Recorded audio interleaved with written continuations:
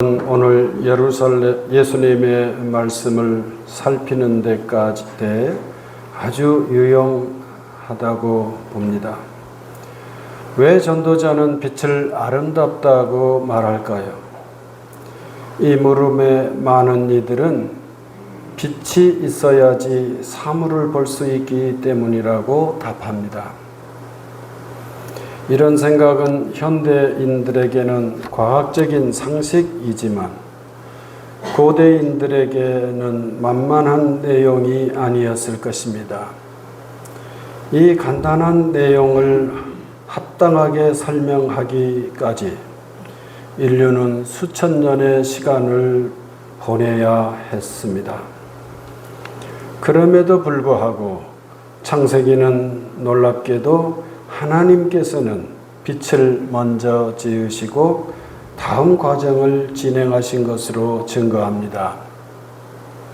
그리고 그 과정들은 보시기에 좋았다라고 확인함으로써 성경을 읽는 우리에게 근원적인 그런 지식이 될 수 있었습니다.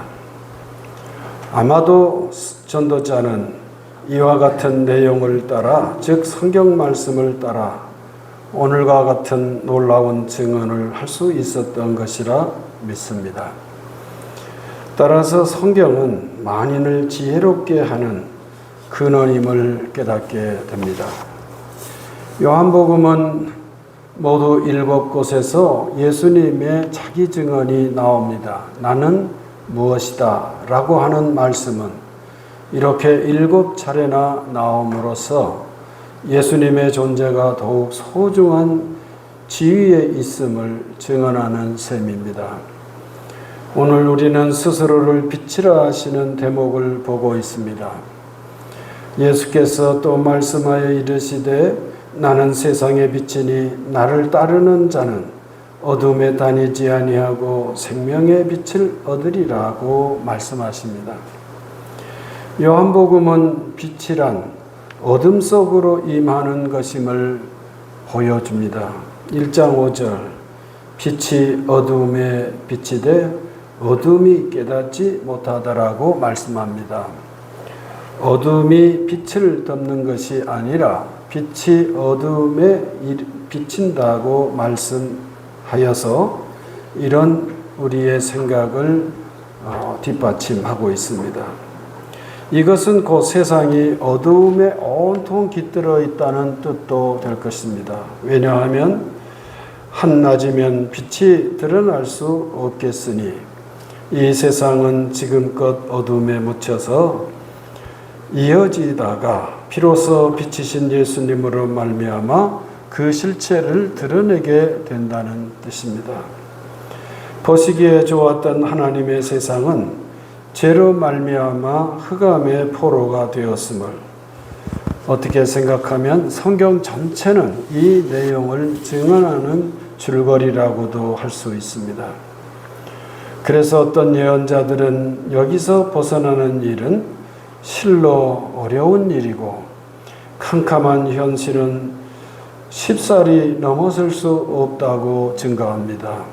요엘서 2장 2절 그 어둡고 캄캄한 날이요 짙은 구름이 덮인 날이라 하고 당대 이스라엘이 기다리던 날이 이런 날이 될 것이라고 말씀하고 스바냐도 1장 15절에 그날은 분노의 날이요 환난과 고통의 날이요 황폐와 패망의 날이요 캄캄하고 어두운 날이요 구름과 흑암의 날이요 라고 열거합니다. 자기들에게 오는 여호와의 날조차도 저들에게는 캄캄한 흑암이요 한마디로 심판과 재앙의 날이 될 것이라고 증거했습니다. 보시기에 좋았던 그런 세상은 사람들의 기대대로 올 수 있는 일이 아니라는 뜻이 되겠습니다.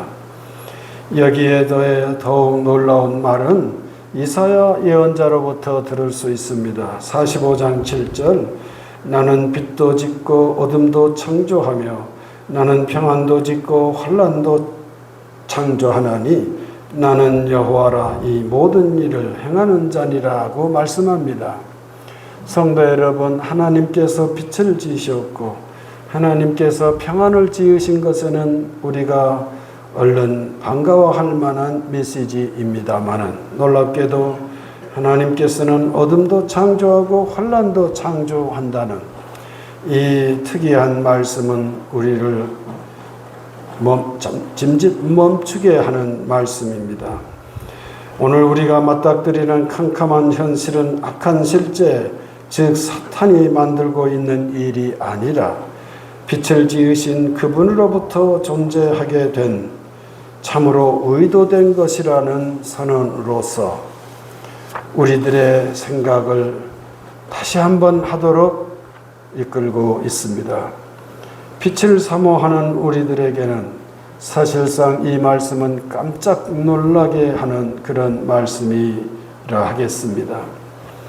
왜 세상에 어둠이 깃들었을까요? 왜 세상은 이렇게 하나님께서 어둠을 창조하셨다라고 증거할 수밖에 없는 그런 지경에 이른 걸까요?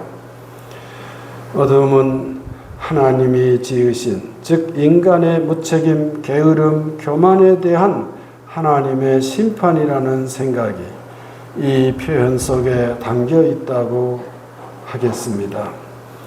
예레미야의 탄식을 들어보십시오. 내 백성이 두 가지 악을 행하였나니 곧 그들이 생수에 근원되는 나를 버린 것과 스스로 웅덩이를 판 것인데 그것은 물을 가두지 못할 터진 웅덩이들이라고 말씀합니다. 이렇게 인간의 근원적인 죄를 고발하고 이런 근원적인 죄를 심판하시는 하나님의 말씀이 예언자 이사야를 통해서 전해진 것입니다. 인간에게 이르는 죄라는 것이 얼마나 우리 인류 역사에 깊은 상처를 안기고 있는지를 예언자들은 이렇듯 헤아려 주고 있습니다. 그리고 우리로 하여금 이 죄의 파생상품이라고 할 수 있는 이 현실을 우리가 주목하도록 이끌고 있습니다. 따라서 이 어둠은 오직 하나님으로부터 오는 은혜의 빛에 의해서만 넘어설 수 있는 것이 되겠습니다. 오늘 예수님은 바로 이것을 증거합니다. 이는 내가 혼자 있는 것이 아니요 라고 말씀합니다. 예수님이 하시는 일은 예수님 홀로 하시는 일이 아니고 빛을 지으시고 좋았다 하신 하나님, 어둠도 지으신 그분이 함께 하심으로써 되는 일이라는 것을 이렇게 말씀하시는 것입니다. 즉 아버지께서 함께 하심으로 주님이 그 태초의 아름다움을 회복시키는 그런 빛이심을, 그리고 그 빛을 비추는 분이심을 증거하는 것입니다. 18절도 역시 그런 뜻을 지닙니다. 내가 나를 위하여 증언하는 자가 되고 나를 보내신 아버지도 나를 위하여 증언하시느니라고 말씀하여 나와 아버지를 연결짓고 계십니다. 성도 여러분, 그런 뜻에서 빛은 하나님으로부터 와서 예수님으로 말미암아 아름다움과 생명을 온 세상에 안겨주신다는 말씀, 이것이 오늘 저희들이 요한을 통해서 듣게 되는 복음이라고 하겠습니다. 그런 뜻에서 마태복음은 예수님의 말씀을 전하고 있습니다. 무엇이라 전합니까? 수고하고 무거운 짐진 자들아 다 내게로 오라. 수고하고 무거운 짐진 자들이 예수님께 나아오지 않고서는 결코 그 태초의 아름다운 빛을, 그리고 그 빛을 통하여서 세상을 아름답게 볼 수 있는 그런 일이 일어날 수 없다는 것입니다. 수고하고 무거운 짐진 자들아 다 내게로 오라. 이 말씀을 기억하고 주님의 집에 이르는 온 성도 여러분에게 우리 주님으로부터 오는 은혜와 평강이 충만하기를 기원합니다. 예수님 밖에서는 어둠일 수밖에 없고 그분 안에서만 빛이 있기에 그분에게 오라는 말씀. 이것은 우리들에게 진실로 복음인 것입니다. 할렐루야. 이는 마치 출애굽 당시의 상황에 흡사합니다. 출애굽기 10장 22절 23절 모세가 하늘을 향하여 손을 내밀매 캄캄한 흑암이 3일 동안 애굽 온 땅에 있어서 그동안은 사람들이 서로 볼 수 없으며 자기 처소에서 일어나는 자가 없으되 이스라엘 자손들이 거주하는 곳에는 빛이 있었더라고 증언합니다. 이스라엘 백성들이 있는 곳에는 빛이 있었지만 이스라엘의 적대자였던 애굽 그리고 그 공동체인 모든 곳에는 캄캄한 흑암이 깃들어 있었음을 말씀하였는데 이 내용은 오늘 우리 예수님을 헤아리는데 그대로 적용되는 그런 말씀이 되겠습니다. 성도님들, 앞서 본 내용은 우리 믿는 이들에게 근원적인 말씀입니다. 그런데 여기에 더하여 현대 과학은 우리에게 놀라운 것을 알려줍니다. 빛의 빠르기를 잴 수 있으면서 인간은 빛을 과학적으로 이해하기 시작합니다. 성도님들, 과학의 성과, 과학이 이룬 업적 이런 것을 헤아리게 될 때 무엇이 떠오릅니까? 저한테 말하라면 저는 빛의 빠르기를 잴 수 있는 인간의 기술이 밝혀졌다. 기술에 도달했다는 사실입니다. 빛은 그야말로 눈 깜짝할 사이라는 우리말이 있는 것처럼 도대체 잴 수 있는 것이 아니라고 생각했고 그것은 그야말로 아주 우리 인류에게는 그야말로 넘어설 수 없는 그런 경우였던 것입니다. 그런데 인간은 이제 빛의 빠르기가 깜빡하는 사이에 얼마 정도의 빠르기를 지니고 있는지를 알 수 있게 됐고 이 거대한 우주는 이 빛의 빠르기를 기준으로 해서 헤아리는 그런 경우까지 된 것입니다. 과학자들에 의하면 따라서 빛은 이 우주에서 가장 빠른 것이며 또한 빛은 구부러져 가는 것이 아니라 직진하는 것으로 그렇게 우리는 보통 인식합니다. 그런데 여기에다가 현대 과학은 놀랍게도 빛은 파동이면서 동시에 입자라는 우리 보통으로서는 납득하기가 어려운 그런 두 가지의 내용을 밝히면서 현대과학의 최첨단 방향으로 나아가고 있습니다. 그것을 그들은 소위 양자물리학이라고 부르고 있습니다. 이 양자물리학은 이 최첨단의 학문은 만물의 근원을 파고드는 그런 분야라고 하는데 이 두 가지 특성, 이 빛의 특성, 이것은 만물을 헤아리는데 아주 근원적 성질이라고 밝히고 있습니다. 놀랍게도 양자물리학을 연구하는 분들 중에서 하나님의 존재 혹은 예수님의 부활체를 우리 보통 사람보다 더 인정한다, 이런 말을 저는 들은 적이 있습니다. 양자물리학의 그 궁극의 지점에 가면 무엇이 존재하는데 그것이 존재하다가 존재하지 않기도 하는, 있는 것입니다마는 있지도 않다고 말할 수 있는 이 묘한 표현, 우리 예수님께서 부활하시고 부활의 몸을 입으시고 사랑하는 제자들의 곁으로 다가오셨을 때 그들은 온통 두려움에 휩싸여 문을 철저히 막았다고 합니다.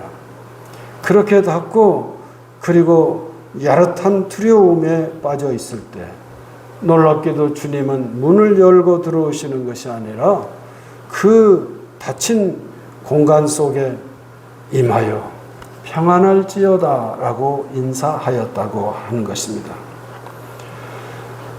우리는 보통의 상식으로는 문이 닫히면, 그래서 벽이 있으면 그것을 통과한다는 것은 불가능한 것으로 인식하지만, 놀랍게도 양자 물리학의 세계에서는 무엇을 닫는다라는 것이 오히려 불가능하고, 물질의 근원적인 실체는 그 닫힌 공간을 마치 통과라도 하듯 있는 듯 없는 듯 존재함으로써 물질의 근원, 이 우주의 근원을 증거한다고 말하는 것입니다. 이 속성, 있는 것 같으면서도 없는 것 같은, 그리고 이것을 가장 잘 보이는 대표적인 속성인 이 빛의 속성, 즉 파도처럼 이렇게 이어지면서 동시에 알갱이처럼 직진한다는 이 내용은 현대 과학이 발견한 첨단의 이야기이고, 이것은 빛의 근원적 성질이며 만물을 설명하는 그런 하나의 기법이라고 말하고 있습니다.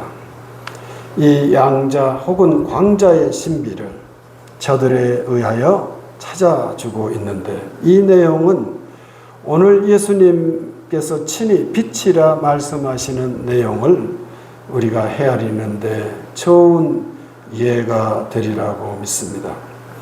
이 발견은 인류 문명을 더 한층 진보하게 이끌 것임을 확신하는데, 이 확신은 점차 넓혀져 가고 있다고 합니다. 컴퓨터의 왕이라고 하는 슈퍼컴퓨터는 양자 컴퓨터 앞에서는 마치 어린아기 같은 존재가 된다는 것입니다. 인류가 도대체 계산해낼 수 없는 이 거대한 어떤 것들을 어쩌면 수초 혹은 수분 만에 해결해낼 수 있는 이 컴퓨터는 현재 개발되고 있고, 조만간에 그 실체를 우리 인류가 확인하게 될 것이라고 합니다. 성도 여러분, 이 놀라운 이 양자의 세계 혹은 빛의 세계는 도대체 무엇을 지녔기에, 어떤 성질을 지녔기에 이렇게 놀라운 성과에 이르는 것입니까? 우리 평범한 사람들로서는 설명하기 어려운 그런 내용이긴 하지만, 이것이 있는 듯 없는 듯 혹은 파장을 일으키는 그런 물결이면서도 알갱이로 직진한다는 내용, 이것이 양자의 특성이라는 점입니다. 성도 여러분, 이런 과학의 세계에서 오늘 우리가 살고 있는 삶의 현실은 어떠합니까? 성도 여러분은 이 세상을 어떤 눈으로 현재 보시며 나날을 살아가고 계십니까? 지금 세계는 진통하고 있다고 말들 하는데, 도대체 그 진통은 어디로부터 오는 것이라고 생각하십니까? 많은 이들은 이 진통은, 이 현실의 어려움은 일방으로 치닫는 그런 와중에 생기는 현실이라고 풀이들 하곤 합니다. 힘이 있다고 할 때 나에게도 힘이 있고 상대방에게도 힘이 있습니다마는, 나의 힘이 상대방의 힘보다 더 크다 하여 상대방을 억압하는 방식으로 사람들은 힘을 경험합니다. 질서라고 하는 것이 있을 수 있는데, 내가 원하는 질서가 있고 상대방이 원하는 질서도 있을 것입니다마는, 내가 원하는, 내가 기대하는 질서가 상대방보다 힘이 더 있기에 내 질서대로 따라오라 라고 억압을 한다는 것입니다. 인간 사회를 관계로 풀 수 있겠는데, 우리는 수많은 관계 속에 살아갑니다마는, 그 관계를 이렇게 일방으로 설계하고 그렇게 살아내려 하니까 사람들은 피곤해지고 그리고 세상은 점점 어두워지는 것 같습니다. 이런 논리는 경제 분야에서도 그러하고 그리고 우리 사람들의 삶을 이렇게 구성하는 여러 분야에서도 이렇게 이어지는 것 같습니다. 그래서 오늘 우리 사회는 일방주의와 극단주의가 기승을 부린다. 그로 인해서 우리 삶은 버겁기 그지없다 이렇게 말하는 것입니다. 때로는 독재라는 의미, 때로는 전체주의라는 의미, 때로는 왜곡된 민족주의라는 의미를 담은, 그래서 한마디로 정리하기 어려운 영어 낱말이 있는데 이게 파시즘이라고 합니다. 한마디로 이 오늘 우리가 사는 세상은 이 파시즘이 이제 우리나라에서만이 아니라 곳곳에서 생겨나고 그리고 이것이 어쩌면 이 시대에 유행이 될지 모를 위기 속에 빠져 있다는 것입니다. 지금 이런 생각을 하는 이들이 세상을 쥐락펴락하고 있고 그리고 이런 일에 대한 경고음이 들려오는 때 우리는 빛을 보면서 생각합니다. 빛은 직진하기만 하는 것이 아니라 파동으로 이어지는 속성도 있으며 이 양자적인 특성은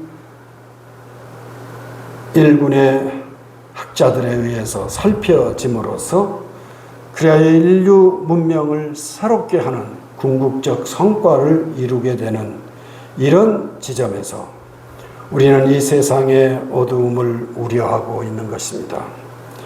양자 물리학에서 쓴다는 용어를 들을 수 있었습니다. 그것은 중첩이요, 그것은 얽힘이라는 말이라는데 진실로 이 세상의 어그러짐을 풀 수 있는 기적 같은 내용이 바로 이 낱말들이라고 생각합니다. 우리 예수님께서 양자 물리학을 아셔서 그 양자 물리학의 내용을 따라 나는 빛이다 라고 말씀하셨던 것은 아닐 것입니다. 왜냐하면 예수님이 사시던 시절은 오늘 우리들과 다른 그런 과학의 시대가 아니었기 때문입니다. 그런데 우리 예수님은 놀랍게도 그런 시절임에도 불구하고 놀랍게도 오늘 인류가 과학의 시대를 산다 하면서 도달한 그 지점에 온전히 가닿을 수 있는 말씀을 하셨는데 그것은 바로 이것도 행하고 저것도 버리지 말라는 이 양자적 말씀이라고 하겠습니다. 빛으로 오신 예수님께서 주시는 말씀 중에 우리는 이 빛의 성질을 생각할 때 최고봉이라 예수님께서 하신 말씀 중에 그 말씀 하나하나가 다 우리에게 소중한 말씀이긴 하지만 그 중에서 최고를 꼽아라고 한다면 적어도 오늘 남신도의 주일로 전국 교회가 구별하는 때 그리하여 예배력을 따라서 이 말씀을 주목하는 온 성도와 함께 우리는 이 예수님의 이 말씀을 꼽고 싶은 것입니다. 이것이 참으로 주님께서 온전히 증거하시려는 진리의 핵심이고 그리고 우리는 이것을 기억해야 할 책임을 지고 있다고 하겠습니다. 주님은 이것은 버려야 한다. 저것도 버려야 한다. 진리를 그렇게 생각하지 않으셨고 이것도 취하여 행하고 저것도 무시하여 버리지 말라고 하셨을 때 우리 주님은 정말 빛으로 오신 예수님이심을 온전히 증거하셨다고 하겠습니다. 이것도 중요하고 저것도 소중하니 둘은 모두 주님의 나라에서 쓰임이 있음을 일깨우시는 말씀. 이것은 이 시대에 간직할 우리 모두가 지녀야 할 가장 소중한 내용이라고 믿습니다.